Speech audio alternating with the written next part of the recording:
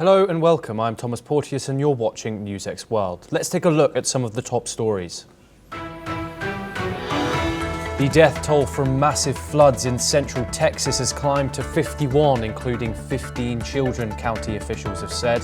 Kerr County is the hardest hit, with 43 people dead as rescuers search for dozens of missing girls across affected areas.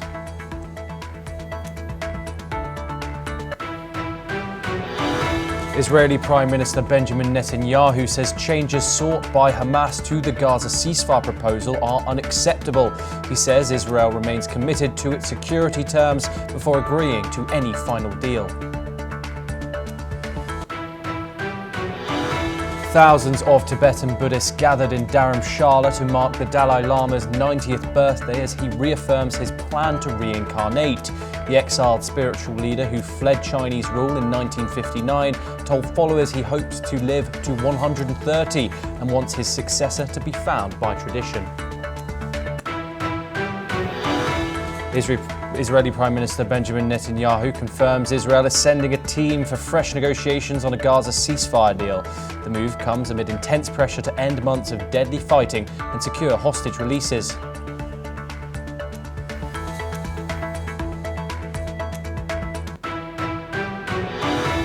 Hezbollah leader Naim Qassem says the group will not surrender or give up its weapons despite Israeli threats and mounting pressure.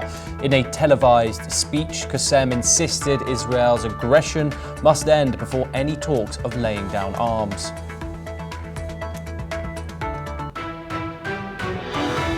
The death toll from a 5-story building collapse in Karachi, Pakistan has now risen to 27 as rescue teams near the end of clearing the rubble. Officials say the search for survivors is winding down after days of digging through the destroyed structure. Elon Musk says he's created a new US political party, blasting the increasing deficit as his reason for breaking up with Trump. He says America needs fresh thinking and promises to shake up the two-party system. Iran's supreme leader, Ayatollah Ali Khamenei, has made his first public appearance since the outbreak of the Israel conflict, state media has reported. He used the event to reassert support for Palestinians and warn against Western interference.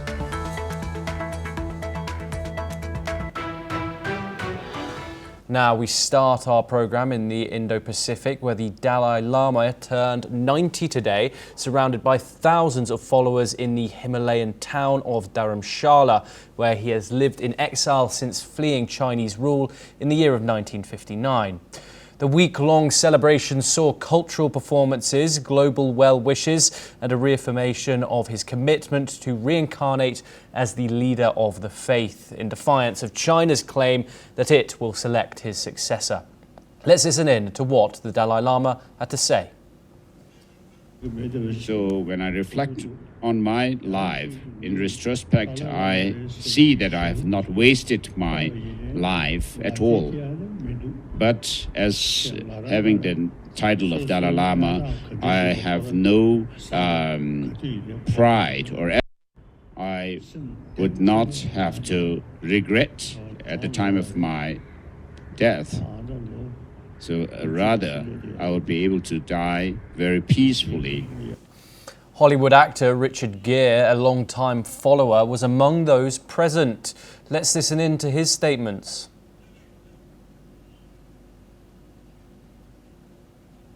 We've never seen someone like this, who totally embodies selflessness, complete love and compassion and wisdom. We've never seen a human being like belong to Tibet anymore. This one belongs to the world. Indian Prime Minister Narendra Modi and former US Presidents George Bush, Bill Clinton and Barack Obama also sent their greetings.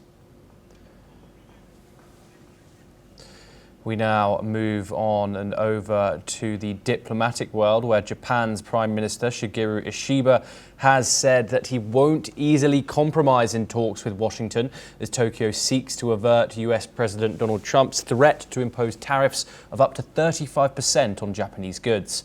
Ishiba's comments came as Japan rushes to negotiate with the Trump administration before the July the 9th deadline, when a tariff pause on Japanese imports is set to expire. Trump said he planned to send a letter to Japan demanding it pay a 30 to 35% tariff, or whatever rate the US decides, while criticizing the bilateral trade relationship as, quote, unfair. He also urged Japan to increase imports of US automobiles and rice. Meanwhile, Oshiba has stressed that Japan, as the largest investor in the US economy, should not be treated the same as other nations. He also questioned US allegations of unfair trade and said that they need to examine each claim. On the other hand, Rosei Akazawa, Tokyo's trade envoy, held in-depth exchanges over the phone with US Commerce Secretary Howard Lutnick on Thursday and on Saturday.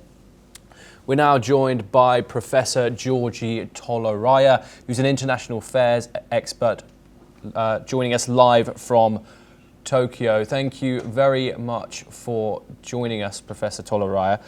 I want to get on to obviously this upcoming tariff deadline. July the 9th, it's really creeping up on us now. I'm sure other nations are feeling the pressure a lot more.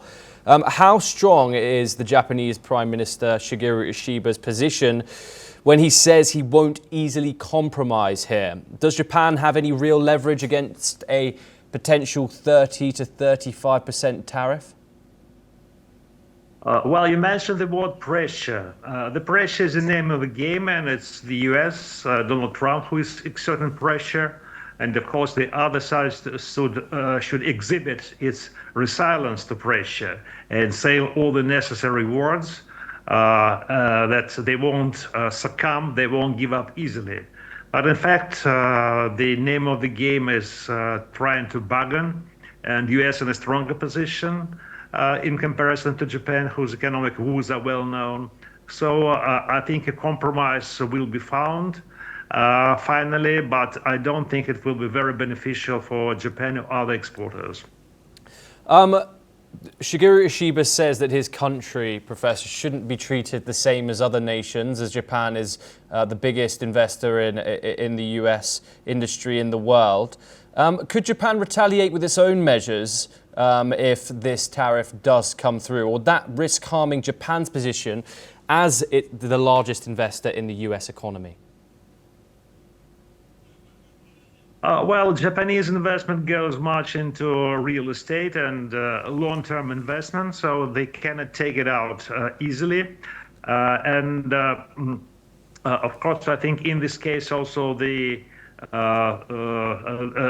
back is stronger than their bite might be. All the countries are special. Everyone is presenting its own case. We have the South Korean special representative now also in the US trying to have the bargain on the same deal. Everybody is special. These two countries are both US allies in the East Asia, and they demand special treatment, but I don't think that it will impress Donald Trump very much. Professor Toleraya, thank you very much. You are staying with us to discuss more updates from the region. We move on now, where Chinese Premier Li Qiang has met Brazilian President Lula da Silva in Rio de Janeiro to strengthen ties ahead of the BRICS summit. Li said China wants to expand cooperation with Brazil in the digital economy, green development, sci-tech innovation and aerospace. He conveyed President Xi Jinping's greetings and praised Brazil-China relations as stronger than ever.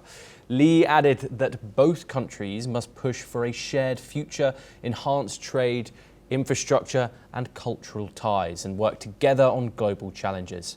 Brazil's President Lula welcomed China's support for COP30 and promised to boost economic and technological cooperation. He also stressed the need to defend multilateralism and free trade. Both sides agreed to step up collaboration at the United Nations, BRICS and G20. The meeting ended with the signing of key deals in artificial intelligence, aerospace, finance and development strategies, marking a new phase in China-Brazil ties. We're once again joined by Professor Tolaraya to discuss this in further detail. How significant is this visit, Professor, and what does it tell us about the current status of Brazilian and Chinese relations? Well, this visit, it's in fact for the Chinese leader, Chinese dignitary to visit the summit of BRICS, which starts later today. This is just a part of the general discussion on the new economic ties and new economic order, which BRICS countries are eager to establish globally. So Brazil-China relations is a good example of how BRICS helped the distant economies to come closer to each other, to increase their cooperation, increase their contacts. And this is one of the achievements of the BRICS. However, it should be made clear that unless the new so-called emerging economies, the BRICS members, unless they would be able to establish a new financial and economic architecture in the world, their relationship and their possibilities will be limited. This is one of the issues that the countries are going to discuss in Rio. Unfortunately, not the Xi Jinping from China, nor Putin from Russia, no other top tier leaders are not coming to Rio, so we may expect this summit to have less impact than would have been otherwise. But anyway, it's an important step in the direction of establishing new. Yes, Professor Tolaraya, thank you for staying with us. I believe we have some technical issues there that we will get sorted hopefully very soon. But we stay in the Indo-Pacific next, and China, Myanmar and Thailand have launched a strong joint campaign to dismantle telecom fraud networks operating along their borders. Following a trilateral ministerial meeting, the three countries pledged to target scam compounds in Mayawadi and similar hubs, arrest all involved suspects and strengthen law enforcement coordination. China has taken the lead in the regional crackdown, with over 5,400 Chinese nationals suspected of fraud repatriated from Mayawadi in 2025 alone. Since 2023, China has partnered with neighbouring countries to fight cross-border telecom crime and recover thousands of suspects from fraud centres. Myanmar remains a key focus as many fraud gangs operate near the China-Myanmar border. In late 2024, Chinese and Myanmar police dismantled large-scale fraud hubs, arresting tens of thousands of suspects. Thailand has joined hands with China and Myanmar to intensify surveillance and enforcement, aiming to eliminate remaining fraud compounds in the region. We are once again joined by Professor Tolaraya to discuss this ongoing situation further. This obviously happened in this crackdown started late last year. Why has this become such a problem in the region? And given the cooperation between the Southeast Asia and China, why has this become such a crucial issue that these three countries have felt the need to address in such a huge manner? Well, it has really become a big problem, especially for Thailand. And Thailand now experiencing many wars. It has some conflict with Cambodia. It has the change in government. Myanmar is always a problem. And this is one of the, not the most acute, but a long-standing problem with the telecom crime, which I think is due to the leniency of the law enforcement and not enough attention to this issue. Now that the China is taking the lead in this situation, I think it's easy to curtail that kind of criminal activity, both by police measures, by raiding the points where this criminal action takes place, and also by installing some kind of technical safeguards to avoid the use of this territory for cybercrime abroad. Yes, Professor Toleraya, you are staying with us once again. We have some more updates, but this time we move over to South Asia, where rescue teams in Karachi, Pakistan, are in the final stages of clearing debris from a 5-story building that collapsed on Friday, killing at least 27 people. The tragedy unfolded in the city's impoverished Lahari neighbourhood, where residents reported hearing cracking sounds just before the structure came down. Officials say most of the rubble has now been removed and the operation is expected to wrap up by this afternoon. Authorities had earlier declared the building unsafe and issued eviction notices between 2022 and 2024, but some residents claim that they never received them. Building collapses are common in Pakistan due to weak enforcement of safety standards, but Karachi is particularly vulnerable because of the illegal construction, overcrowding and crumbling infrastructure.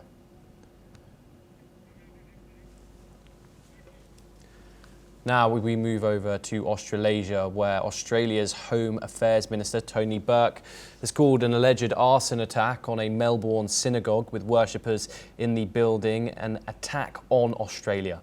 Let's take a look at what he said. What we see in the door that's behind me is an attack on Australia.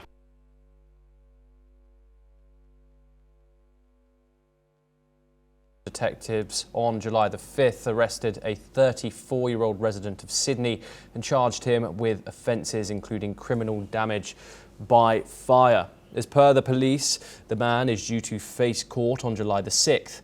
According to reports, there were no injuries to the 20 people inside the East Melbourne synagogue who fled from the fire on the night of July the 4th. Authorities are investigating whether the synagogue fire was linked to a disturbance on July the 4th at an Israeli restaurant, also in Melbourne, in which one person was arrested for hindering police.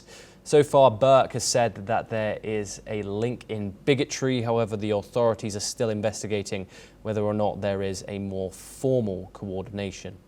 As per reports, this is the latest in a series of incidents targeting the nation's Jewish community. Homes, schools, synagogues and vehicles in Australia have reportedly been targeted by anti-Semitic vandalism and arson since the start of the Israel-Gaza war in the October of 2023. Now we move on once again. South Korean special prosecutors have filed a formal request to detain former President Yunsukulele on charges related to insurrection stemming from his declaration of martial law last year. According to the special counsel's office, the detention request concerns allegations of abuse of power and obstruction of justice connected to the events of December the 3rd. Yoon's martial law decree was met with fierce opposition and was lifted approximately 6 hours after its announcement. This followed lawmakers forcibly scaling the walls of the National Assembly building to bypass a ring of security forces and successfully voting down the decree. The former president was questioned for several hours on Saturday by special prosecutors investigating the incident. His legal team has yet to issue a statement regarding the detention request. We're now joined by Joshua Barnes, who's the correspondent and anchor for NewsX World. Joshua, thank you for joining us. And what more can you tell us about this ongoing situation in South Korea? Yes, well, Thomas, this request from prosecutors for the detainment of Yunsukulele comes as a surprise, but it is, of course, amidst a criminal investigation. We know that Yoon went through an impeachment trial when he, of course, imposed martial law for just 6 hours, causing political chaos, leading to further moves as well of impeachment that were then voted down on other politicians.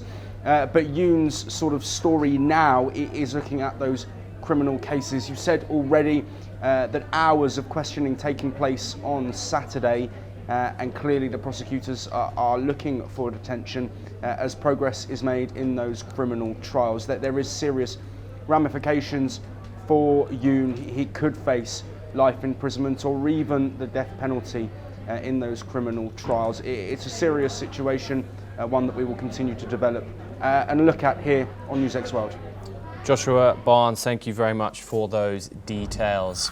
We move on to our next story and back to South Asia, where in a surprising move, the official X account of international news agency Reuters, Turkey's TRT, China's Global News, were all blocked in India.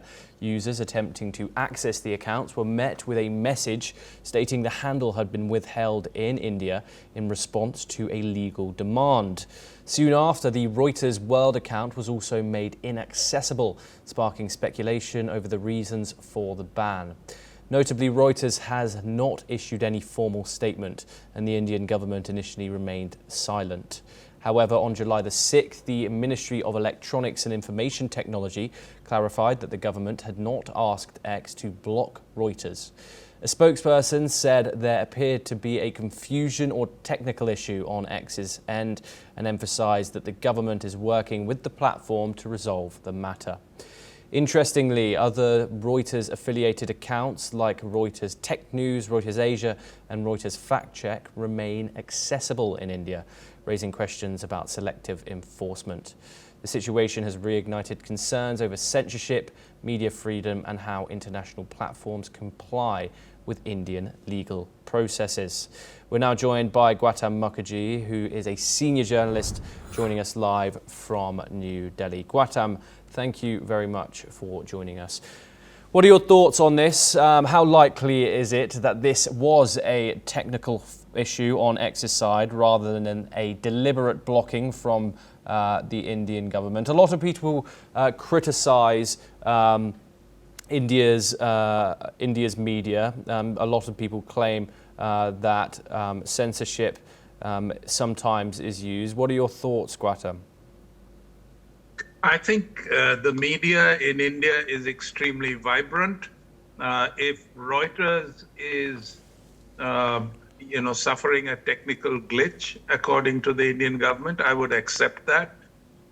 Blocking global news, however, is something that India would be well within its parameters to do, because they have been relentless in the dissemination of propaganda ever since Operation Sindoor and even before that. And right now they are probably quite agitated about India celebrating the Dalai Lama's 90th birthday. Reuters is not pro-India, but is usually not radically against it either. So the chances of it being blocked by India are not that great. Yes, Gautam, thank you very much. You are staying with us to discuss more news updates, and we'll go over to Europe now, where French President Emmanuel Macron is set to begin a state visit to the United Kingdom, the first by an EU head of state since Brexit. Macron and his wife Brigitte have been invited by King Charles for a 3-day visit, including a banquet at Windsor Castle and an address to the British Parliament. The visit follows King Charles's 2023 visit to France, which helped reset ties after years of post-Brexit strain. He will also meet Prime Minister Keir Starmer for the 37th Franco-British Summit in London. Key discussions will focus on Ukraine, illegal migration and bolstering defence cooperation. Macron and Starmer will co-chair a high-level meeting on Ukraine as well, and will be joined virtually by President Zelensky, German Chancellor Merz and Italian Prime Minister Giorgia Meloni. The talks come amid the US's decision to halt some arms shipments to Ukraine and a major Russian missile strike on Kyiv. The two sides will discuss a post-ceasefire reassurance force and ways to increase diplomatic pressure on Moscow. Migration policy is also on the agenda, as small boat crossings into the UK are on the rise. London is pushing Paris to take tougher action, and French police were recently seen intervening. We're now joined by Gautam Mukherjee once again to discuss the significance of this visit. Gautam, why is Macron's visit here being described as historic, and how significant is it that he is the first EU head of state to visit the UK since Britain voted to leave the European Union in 2016? Well, of late, the Starmer government has re-established ties with some of the countries in the EU because having exited the EU, Britain's been having a hard time of it in terms of trade and even interaction with the European powers on a number of other fronts, including technology and cooperation. So now that there is a rethink, even though there are large sections of the British public who are behind the Brexit decision, still it is difficult for the government to manage with an absolute staying away from Europe. And therefore, this visit from Mr. Macron will go some distance into normalizing more and more interaction between Britain and the EU. In addition, with America reluctant to fund and provide equipment, military equipment to Ukraine, it has become fairly incumbent on the European powers and Britain to step up to the plate. It is not going to be easy for them. It is a very expensive business. And some might argue the more they help Ukraine, the longer the war is likely to last. So is it productive, counterproductive? Zelensky will ask. It's a matter of his survival and that of his country. But are the European powers actually doing the right thing? It's already been a long time without resolution. Russia is gaining ground. Bringing this to a close is not going to be, according to the Zelensky idea of pushing Russia back to its original borders. Yes, Gautam, thank you very much for your insight. We are going to stay in Europe next, with the far-right Alternative for Germany party is facing increasing pressure and calls for a ban, despite being Germany's largest opposition group. The party recently gained 20.8% of the vote in February's national election, marking its best performance since World War II. However, in May, Germany's domestic intelligence agency classified the AfD as an extremist threat to democracy, a move that has reignited debates over its legality.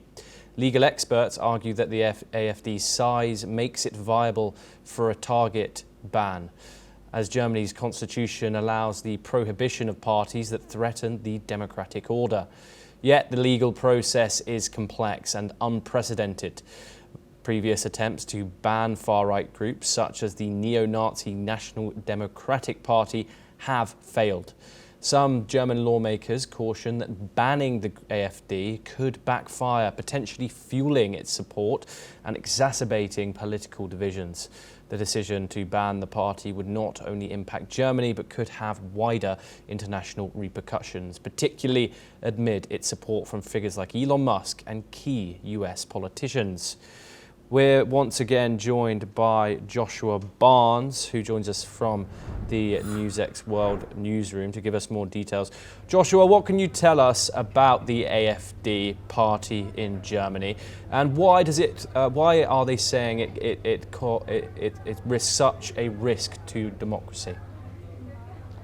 Well, yes, Thomas, the AfD party in Germany are a far-right party that has gained popularity in recent years, which is a theme that we're seeing across several countries within Europe. Questions raised around migration levels, immigration that's legal, illegal, but also looking at jobs, cost of living, and general discontent amongst populations with a lot of funding being put on different sectors that isn't necessarily just the people on lower incomes. But the situation with the AFD is complex. They are the opposition party, gaining over 20% of the vote at the recent election, and that growth has been seen as a threat by the parties, the previous coalitions, and also parties have said that they don't want to form a coalition with the AFD given their far-right views. This is the furthest the party has gone in terms of popularity since the Second World War, the Nazi Party for Germany at that point,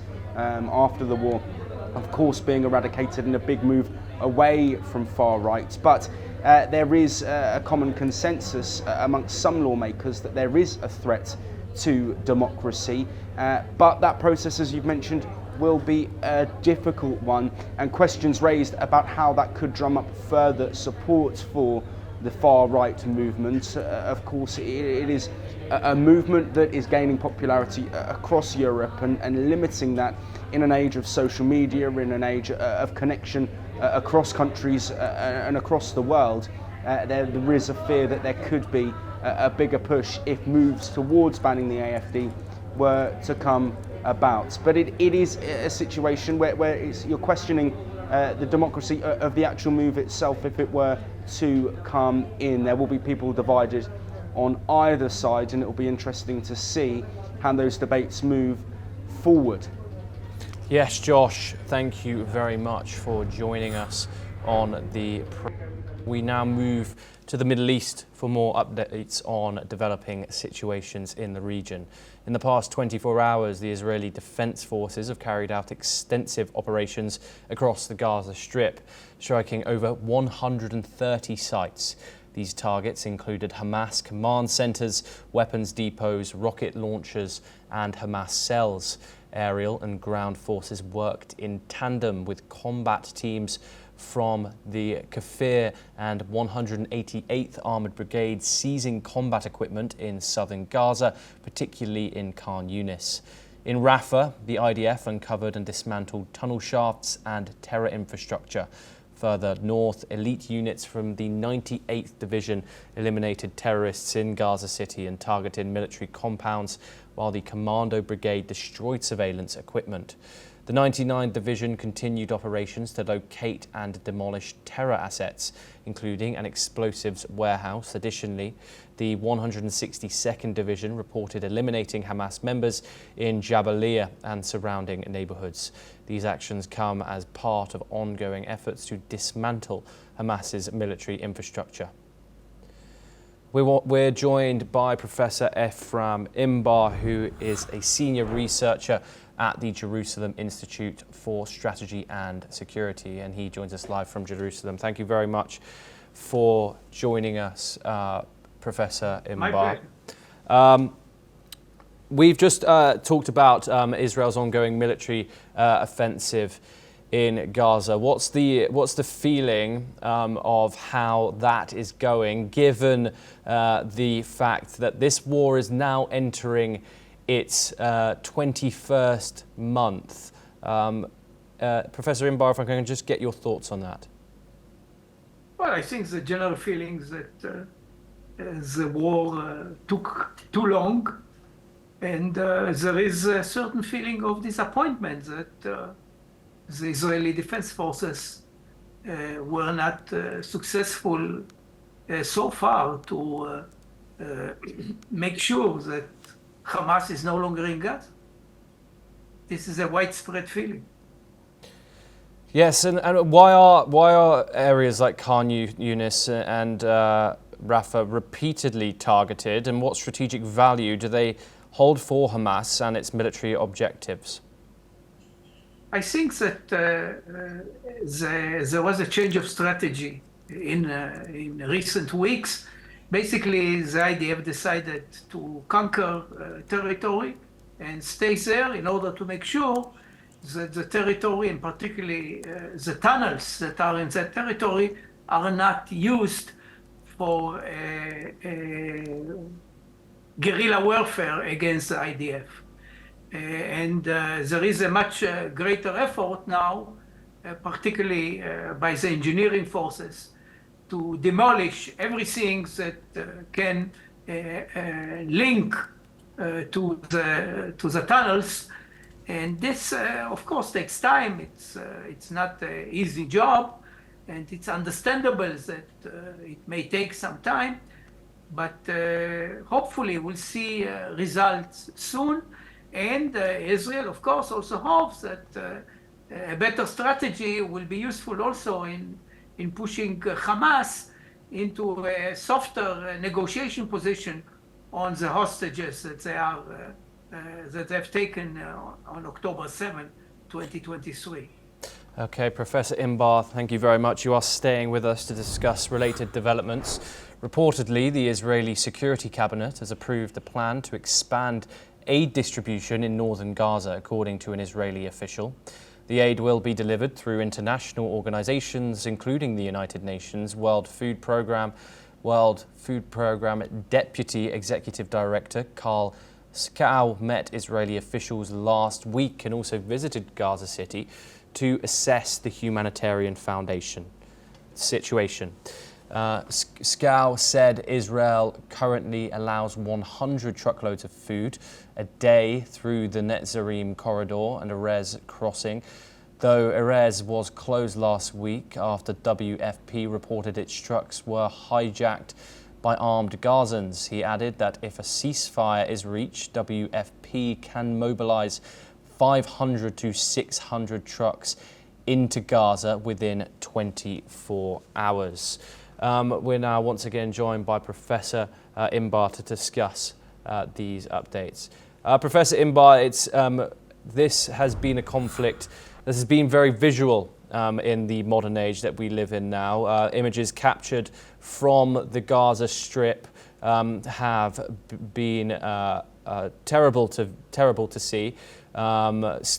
People starving, reports of people starving. The organizations like the United Nations constantly asking for access to Gaza, to access aid into Gaza for the people who need it the most. Is allowing 100 trucks of food a day anywhere close to meeting the basic survival needs of Gaza's civilian population of 2 million people, especially given the UN that says that hundreds of trucks, 500 to 600 trucks, are needed daily? Well, the UN is not a reliable source. After all, it's a pro-Palestinian organization. So I wouldn't give much weight to what the UN is saying. Israel indeed has tried to move the people of Gaza to areas where we are giving out food, particularly moving them from the north of Gaza to the south of Gaza, and primarily in order to prevent Hamas from taking over the food and using it to buttress their regime and control over the population, and to enlist more people by using the food as an incentive for the new enlisted and for their families. So this is something that we are trying to stop. So far, we are not 100% successful, and I think now, with the change of strategy in Gaza, we are trying to be stricter in our policy not to allow food to areas where Hamas is in control. Those areas are being diminished by the advance, quite slow advance of the Israeli forces. Professor, what is your opinion on the possibility that the United Nations might once again be delivering food into Gaza? We've obviously seen the Gaza Humanitarian Foundation hand out aid quite disastrously in reported circumstances.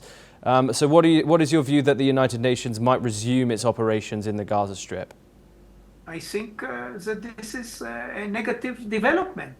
The UN has employed many Hamas people in the past, UNRWA, for example.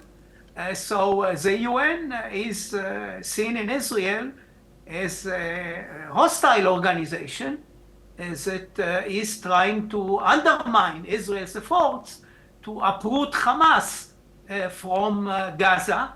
And we don't want a neighbor that is Hamas-like. And the UN is basically helping Hamas. Therefore, the United Nations has denied that claim, though. Gaza again. Okay. I'd say the United Nations has stated that it is not part of Hamas in any way, but that is a statement from them. Okay, we move on to another development now. We're in a rare live interview. Yasser Abu Shabab, the head of a militia operating in Gaza under Israeli military control, spoke to the Israeli public broadcaster's Arabic radio station, Macron. Abu Shabab revealed that his fighters are young Palestinians living in the heart of Gaza with no ties to any political group or ideology. For the first time, he confirmed that his militia has a level of cooperation with the Israeli Defense Forces. He stated that while they inform the IDF before military operations, the collaboration is strictly limited to support and assistance. Abu Shabab openly spoke about the militia's opposition to Hamas. He said they have suffered greatly under Hamas's rule and are ready to confront them, even if it leads to a civil war. This marks a significant moment as it is the first time the militia chief has given a live interview, moving beyond previous voice recordings and email statements.